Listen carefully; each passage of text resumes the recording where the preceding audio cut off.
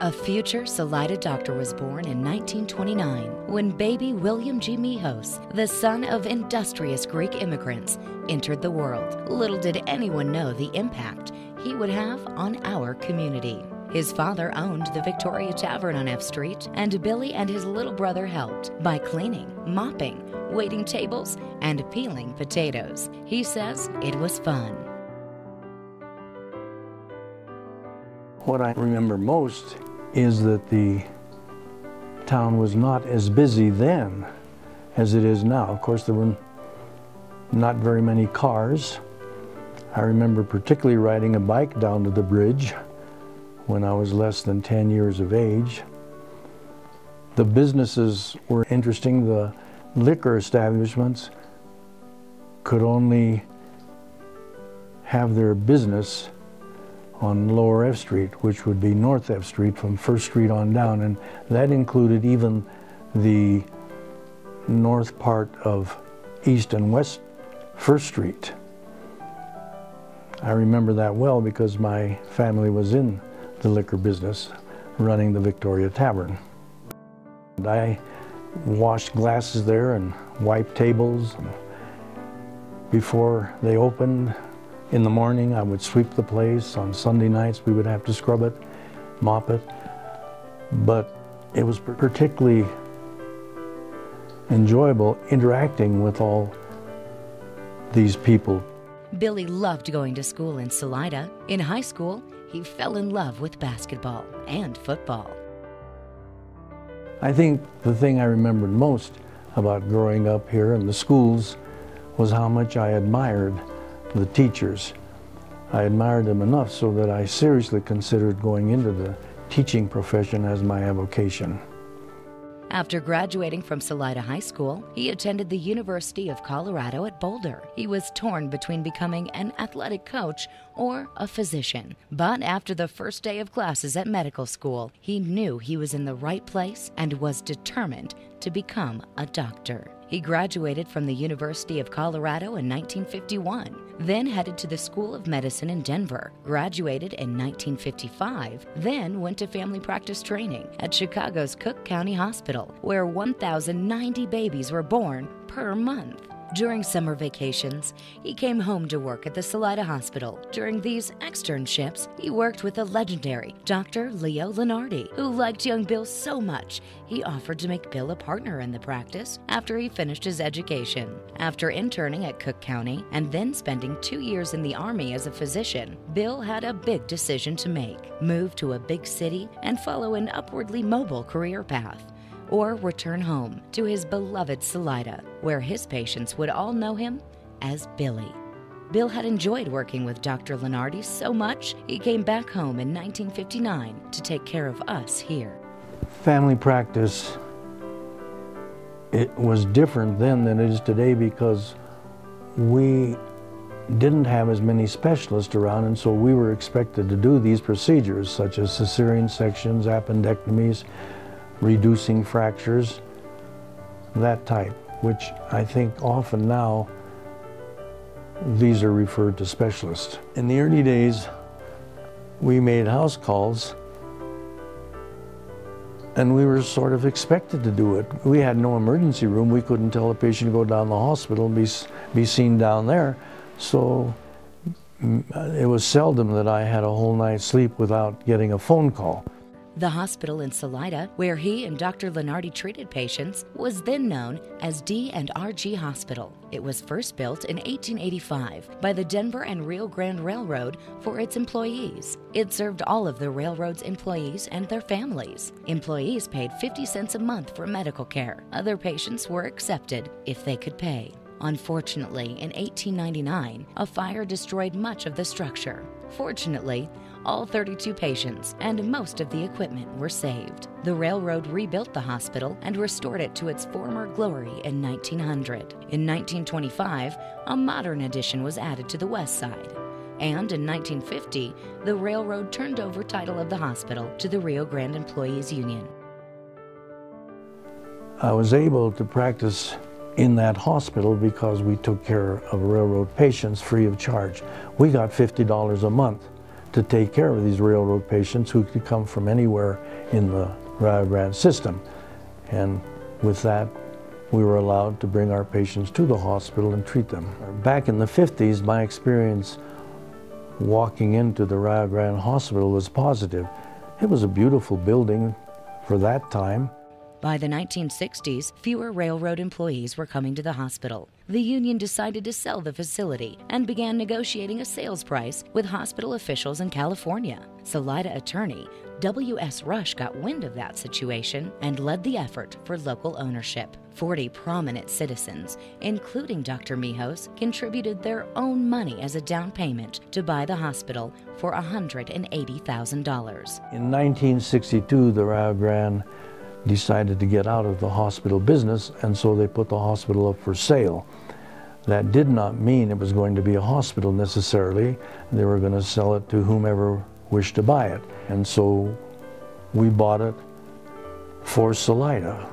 Shortly after that, the hospital's name was changed to the Salida Hospital, and the Salida Hospital District was created. During those years, each doctor worked with his own nurse, and there was no on-call system. Bill says, "We were doctors, and when our patients called for us, we went." They took turns doing emergency room duty a week at a time. But when a doctor's patient was in the ER, he went to see them no matter what. Coverage of the emergency room in the early days was different from what it is now. We each rotated 1 week and would take care of any patient that came to the emergency room. In those days, we would see probably 10 patients for the week.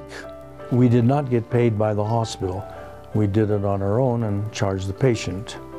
Back then, each doctor bought his own medical instruments. They didn't expect the hospital to provide them. DrMehos even owned and operated his own anesthesia machine. I started giving anesthetics under Dr. Lenardi. While he was training in Denver, he could make a little extra money by giving anesthetics to tonsillectomy patients. And so he taught me to do that. And it was much different then. Now, you put a tube in the patient and you breathe for him while you take the tonsils out. Then, however, we administered ethyl chloride. Many of you remember this probably, but we administered ethyl chloride through a mask and then switched to ether and then tried to keep the patient asleep while we were pouring ether into them and sucking the blood out while we were doing the procedure. That worked fine until one day we had a patient who had a ruptured spleen, and we didn't have ambulance service then, and we had to take his spleen out. And the individual who gave anesthetics at that time was not available. So I had to give my first anesthetic different from a tonsillectomy. So I put the gentleman to sleep and used the machine to keep him asleep with ether. The problem was I didn't know how deep his anesthetic was. The way I determined how deep he was by hollering in his ear, "Are you feeling anything?" And he didn't feel anything, and we kept him asleep, and the procedure was completed uneventfully, and he did fine. But made me a little nervous, so they, by chance, had a course, anesthesia for general practitioners, that they gave in Pueblo. And I jumped on that and took the course for a year and a half, where I went down there 1 day a week and administered anesthetics under the auspices of an anesthesiologist. I learned how to give modern anesthetics, which worked faster, were safer, and had fewer side effects.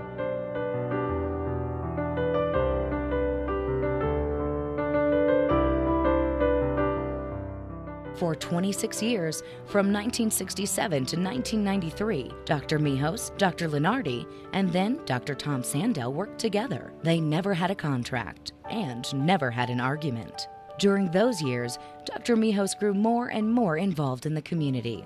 He served as a delegate to the Colorado Medical Society, the president of the Chaffee County Medical Society, and the Chaffee County coroner. He served as chief of staff at the hospital, became a board member of the Salida Chamber of Commerce, a member of the vestry of the Episcopal Church, president of the Salida Golf Club, and even the FIBARC parade marshal. He was a long-standing member of the hospital's board of directors, a donor to and director of the Hospital Foundation Board, and he serves on the Chaffee People's Clinic Board. He's a Rotarian and received their prestigious Service Above Self Award in 2008. He donates to many important causes, is a lifetime member of the Elks, a health fair volunteer, and a good friend to many people.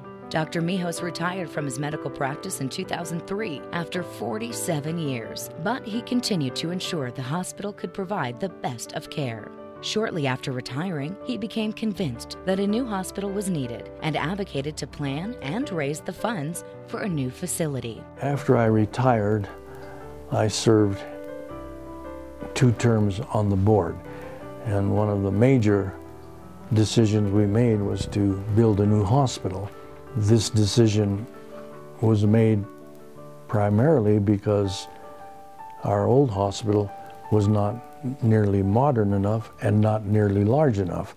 A new era in our community began when the new Heart of the Rockies Medical Center opened in April of 2008. The new facility, with state-of-the-art equipment, has made it possible to attract world-class specialists who can treat and operate right here in Salida, preventing long trips away from home for patients who need such care. We built a hospital that visiting doctors and visiting specialists complement the hospital and its function and its servability. These doctors have come from all over the country, really, and when they look at it, they marvel at it. We are all proud of the new medical center and thankful to the generous, hard-working people like DrMehos who contribute so much to our medical community. In 2009, DrMehos' lifetime of service was recognized when he was awarded the Chamber of Commerce's Cornerstone Award for being so important to Salida, a cornerstone of our community. DrMehos is a community doctor in the deepest sense. He welcomed babies, saved lives, and constantly sought ways to improve our medical community. DrMehos is an exceptional doctor with an enduring commitment to quality health care. I practiced in Salida for over 40 years, and when I would not have liked to have been a family practitioner without delivering babies. It was positive because the women were so happy. They weren't sick. They were undergoing a happy experience. I delivered somewhere between 2,500 and 3,000 babies. The greatest satisfaction is I had hoped that people's lives that I touched would be better. That was the main reason I went into medicine. And medicine gives me the greatest opportunity, or it gave me the greatest opportunity to do that. The Salida people and the doctors and hospital employees that I worked with were outstanding. I can't think of anything I would have changed.